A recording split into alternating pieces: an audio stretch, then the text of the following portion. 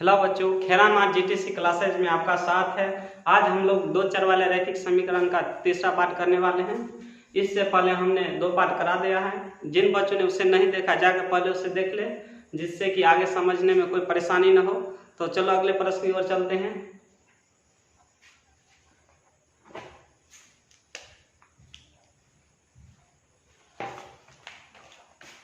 संख्या 21 है।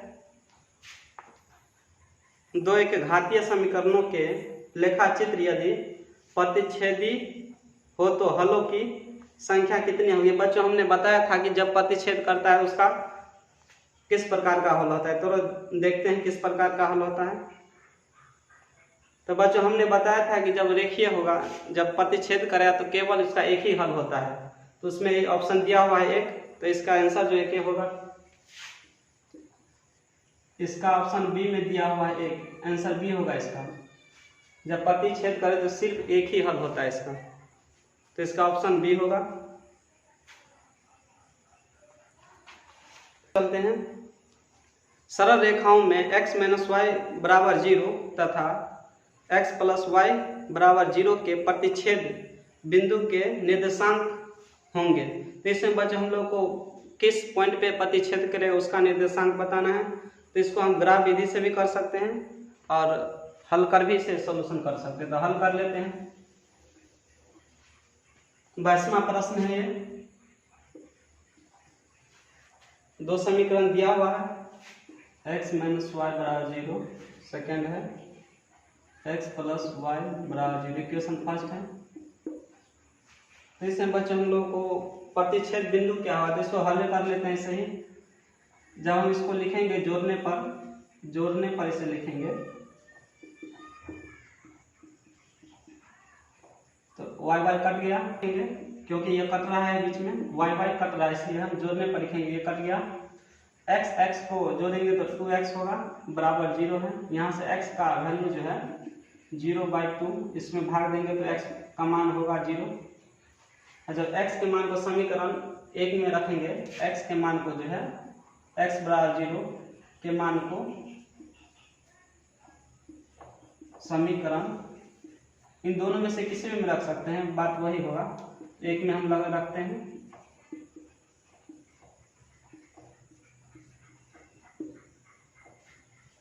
x - y बराबर 0 है। यहाँ पर x का मान 0 होगा तो -y बराबर 0, यानी कि -y बराबर 0, यानी कि y का भी मान जो है 0 होगा। तो इसका जो बिंदु बना 0,0 हो गया, 0,0, x भी 0 है, y भी 0 है। देखते हैं ऑप्शन में दिया हुआ है कि नहीं। ऑप्शन 20 का आंसर है, बी में 0 0 दिया हुआ है, 20 का आंसर होगा, 22 का बी। तो इसमें प्रश्न है बच्चों, 2x² - 3x - 5 का एक शून्य पूछ रहा है। एक शून्य कौन सा है, दो तरीके से इसे सॉल्व कर सकते हैं हम, दो विधि है इसका सॉल्व करने का। या तो गुणनखंड कर लीजिए या तो मान पुट करके जांच कर लीजिए कि कौन सा इसका शून्य है। स्क्वायर होगा, यहाँ पर द्विघात समीकरण है, -3x - 5 इस प्रकार है। बोला इनमें से एक शून्य किसका है। तो बच्चों यहाँ ऑप्शन से भी चेक कर सकते हैं, ऑप्शन से भी और गुणनखंड भी। पहले ऑप्शन से चेक करेंगे। ए नंबर का ऑप्शन देखते हैं, ए में दिया हुआ 1, ए में जो है ऑप्शन 1 दिया, इसको चेक कर लेते हैं। x के स्थान पर हम 1 रखेंगे, इसको यहाँ पुट कर रहे हैं, 1² - 3 × 1 5, 2 1 1 का 1 हुआ, 3 को 1 से 3 है 5, 2 - 3 - 5, 2 - 8, इसको घटाएंगे तो 6 आ रहा है, यानी कि 0 आ जाता तो ये सत्य हो जाता है, इसका ऑप्शन यही होता, लेकिन इसमें 0 नहीं आ रहा है, इसलिए यह ऑप्शन गलत है। दूसरा ऑप्शन पुट करते हैं। दूसरा ऑप्शन में देखते हैं क्या है। दूसरा ऑप्शन में इसमें दिया हुआ है -1 है, x के स्थान पर -1 पुट करते हैं, 2 × -1 का स्क्वायर, -3 × -1 है, -5, 2, 1 का स्क्वायर 1 होगा और माइनस और प्लस हो जाएगा यहाँ पर 3 माइनस 15 5, 2 प्लस 3 माइनस 5, 2 और 3 5 होता है और इस 5 में से इसको घटाएंगे तो 0। इसका ऑप्शन सत्य, इसका ऑप्शन बी होगा आंसर, क्योंकि जब इसमें हम मान पुट किए तो आ गया 0। इसका ऑप्शन सही बी होगा, ए हो माइनस 1 आंसर होगा इसका। और एक और विधि से इसे निकाल सकते हैं, हम बता रहे हैं कैसे निकालना है। दूसरा विधि, पहला विधि था, दूसरा विधि हम गुणनखंड विधि से ले लेते हैं। इसको गुणनखंड विधि निकालेंगे तो गुणनखंड विधि में बच्चों यहाँ एक्स स्क्वायर का जो कोएफिशिएंट है गुना, इसको हम इससे मल्टीपल करेंगे इसको। 5 दूनी 10 हो गया।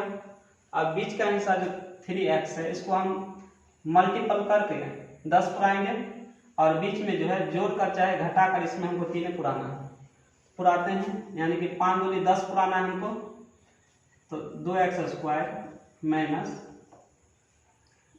5x को यदि मल्टीपल करें हम 2x से तो कितना होगा 10, और 10 में से 5 में से जो 2 को घटा लेंगे तो माइनस 3 बचेगा, यानी कि ये सेट हो गया। 5x में से 2 घटाएंगे तो माइनस 3x और गुना करके 10 पूरा है। यहाँ से हम लेंगे कॉमन, जो दोनों में मिलेगा उसे निकाल लेंगे। तो हम देख रहे हैं दोनों में क्या मिल रहा है, x मिल रहा है, ओनली x से मिल रहा है इसमें x। यहाँ 2x बचा, यहाँ पर 2x बचा माइनस 5 प्लस इसमें भी x निकाल, एक इसमें निकलेगा क्योंकि दोनों में x नहीं है इसलिए एक ही निकलेगा। 2x माइनस 5 बराबर 0। बच्चों ध्यान देना, जब ये दोनों डबल है सेम नहीं मिलेगा तो गलत हो जाएगा, ये सेम मिल रहा है सही है।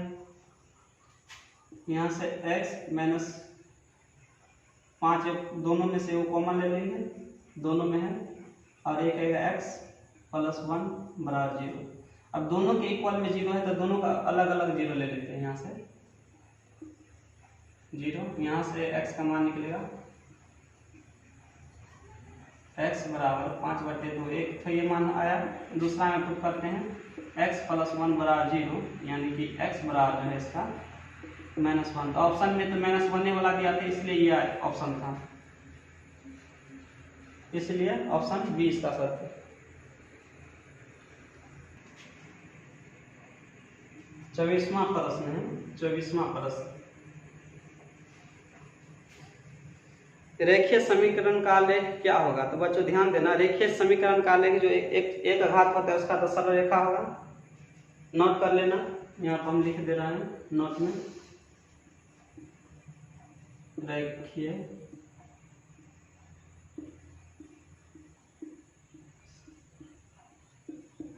रेखीय समीकरण का आलेख सरल रेखा होगा। द्विघात का लिख लेना, यहाँ पर द्विघात का लिख देते हैं।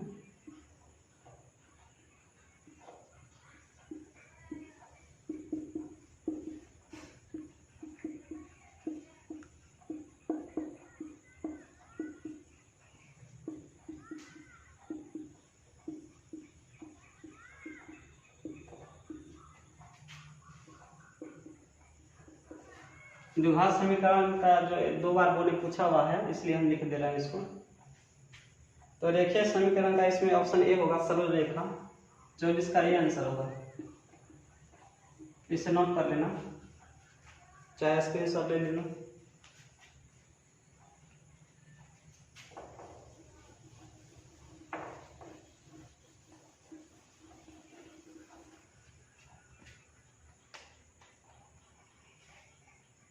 पच्चीसवां प्रश्न है, जो एक घातीय समीकरणों के लेखाचित्र यदि समांतर हो तो हलों की संख्या होगी। बच्चों ध्यान देना, जब हमने तीन शर्त बताया था जब समांतर होता है उसका, तो उसमें लिखा था जब समांतर होगा तो जब समांतर रेखा होगा इसका कोई हल नहीं होगा। जब कोई पॉइंट पर कटने नहीं करेगा तो आंसर कहाँ से निकलेगा, इसलिए इसका कोई हल नहीं होगा। ऑप्शन देखते हैं किसमें है।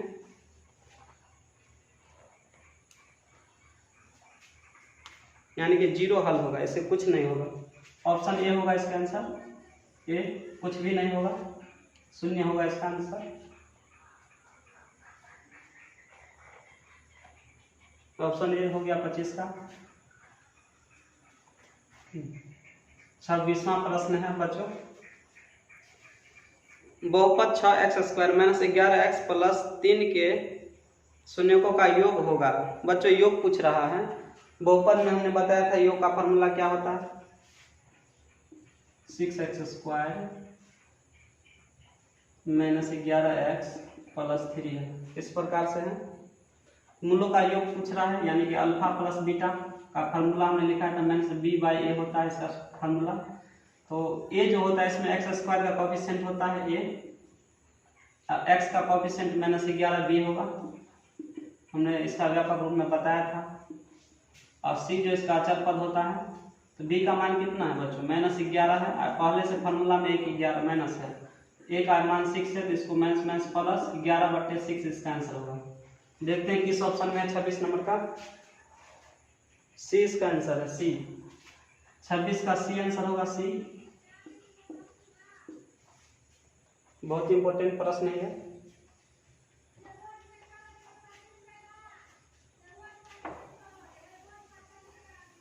27वां प्रश्न है बच्चों, 2x - 3y + 2 = 0। दूसरा 6x - 9y + 5 = 0 के कितने हल होंगे पूछ रहा है, कौन सा हल हो सकता है। हमने 3 शर्त बताया था कैसे निकालना है इसको। 27वां प्रश्न है, बहुत इंपॉर्टेंट प्रश्न है, इससे 2-3 प्रश्न अवश्य पूछे जाते हैं प्रत्येक साल, इस प्रकार से। तो हम पहले शर्त पे जांच लेंगे या कौन सा शर्त बनता है इसका। x होता है a1 2/6 बराबर -3 -9 बराबर 2/5, इस प्रकार से है। 2 तिया 6 हो गया, माइनस प्लस 3 दूनी 3 तिया 9, ये नहीं कटेगा, तो बचेगा 6 1/6 1/3 बराबर 2/5, इस प्रकार से है। यहाँ पर नहीं मिला, यहाँ पर नहीं मिला। जब एक बराबर छोड़ के दूसरा बराबर नोट आता है तो हमने लिखा था ये समांतर है, समांतर रेखाएं होंगी।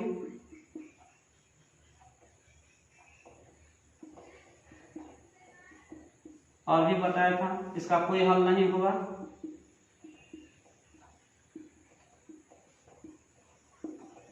और ये बताया था असंगत है ये,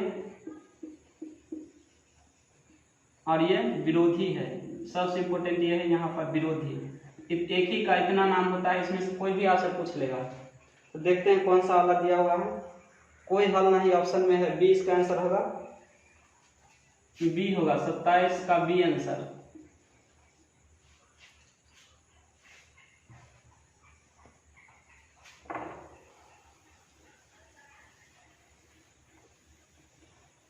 अट्ठाईसवां प्रश्न दिया हुआ है बच्चों यहाँ पर, यदि px बराबर qx × gx और px का घात 6 है, घात दिया हुआ है यहाँ पर बच्चों, और gx का घात 2 है, तो px और gx का घात पूछ रहा है बटे gx, इस प्रकार दिया हुआ है यहाँ पर। 28 नंबर का प्रश्न है, इस प्रकार यहाँ पर दिया हुआ है सवाल।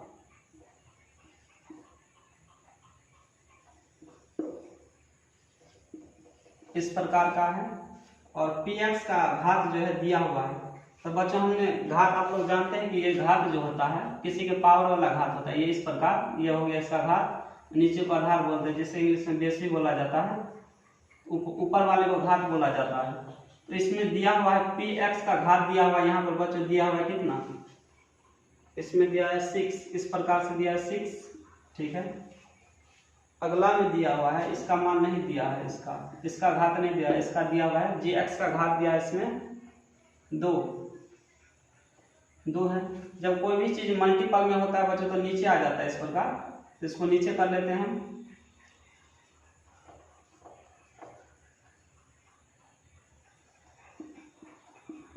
इस प्रकार से अब दोनों आधार सेम रहता है तो जब भागा में रहता है तो फार्मूला होता है ऊपर जाकर माइनस हो जाएगा, यानी कि x 6 माइनस इस प्रकार से x 6 भागा x पावर 2 है, इस प्रकार होगा। यहाँ से हम x को पावर घट जाता है इस प्रकार, x का जो है 4, क्यों x का कितना मान है, x के पावर 4, तो इसमें घाते पूछ रहा था, इसका ऑप्शन जो है 4 होगा, ऑप्शन ए में दिया हुआ है 4 होगा इसका आंसर, 4 घात वाला आंसर होता है इसमें, तो ऑप्शन ए है।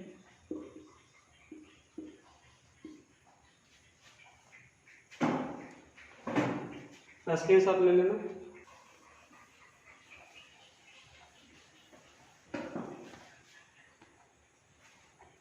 उनतीसवां प्रश्न है, समीकरण युग्म, यानी युग्म का मतलब होता है जोड़ा, दो को दिया हुआ है 2x minus 5y plus 4, 2x minus 5y plus 4 बराबर 0, इसका सेकंड है 2x प्लस y माइनस 8 बराबर 0। बोल रहा है इसमें 0 है तो इसका कौन सा हल हो सकता है, तो जांच करते पहले। x का गुणांक, इसमें भी x का गुणांक 2, y का गुणांक माइनस 5 है, y का 1 है, इसमें प्लस में 1 होगा, इसमें 4 है, इसमें माइनस 8 है, इस प्रकार से है। यहाँ से इसको काट लेते हैं, 2 2 कट गया, 4 दूनी 8, यहाँ पर 1 बचा, यहाँ पर माइनस 5 है बराबर 1/-2 है, इस प्रकार। तो बच्चों देख रहे हैं कि कोई भी इसमें से नहीं मिल रहा है, यानी यहीं से बराबर नोट हो गया। जब यहाँ पर बराबर नोट होता है तो अद्वितीय हल होगा, अद्वितीय हल संगति से बोल सकते हैं। देखते हैं ऑप्शन में क्या है, अद्वितीय हल लिखा हुआ है इसमें, ऑप्शन बी ऑप्शन में लिखा है अद्वितीय हल, तो बी आंसर होगा इसका, यानी कि ये वाला शर्त फॉलो होगा इसमें, A1 A2 बराबर B1 B2, ये शर्त है, इस शर्त को हम बोलते हैं अद्वितीय हल, अद्वितीय हल। और भी नाम है, सिर्फ एक हल से हो सकता है इसका, केवल एक हल, अविरोधी भी इसे बोला जाता है, प्रतिच्छेद भी से, प्रतिच्छेदी रेखा भी बोल सकते हैं। स्क्रीनशॉट ले लेना।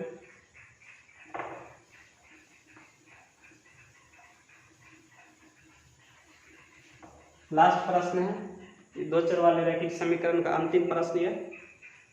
दो चर x, y में रेखीय समीकरण ax plus by plus c बराबर 0 वास्तविक संख्या के समुच्चय के कितने हल होंगे। ये रिपीट हुआ प्रश्न है बच्चों। यहाँ पर जब दो चर वाले x y रैखिक समीकरण होते हैं, इसके अनंत हल होते हैं। अनंत हल इसमें नहीं दिया, इसलिए इसका आंसर डी होगा, इनमें से कोई नहीं। एक बार और आया था, यही प्रश्न है 30 नंबर का जो प्रश्न है, इसका अनंत हल होता है डी। इसमें अब अनंत नहीं दिया हुआ है, इसलिए आंसर डी होगा, कोई हल नहीं इसमें होगा, इनमें से कोई नहीं होगा। ये प्रश्न जो है 13 नंबर का भी यही प्रश्न था। तो बच्चों दो चर वाले रैखिक समीकरण आज खत्म हो रहा है।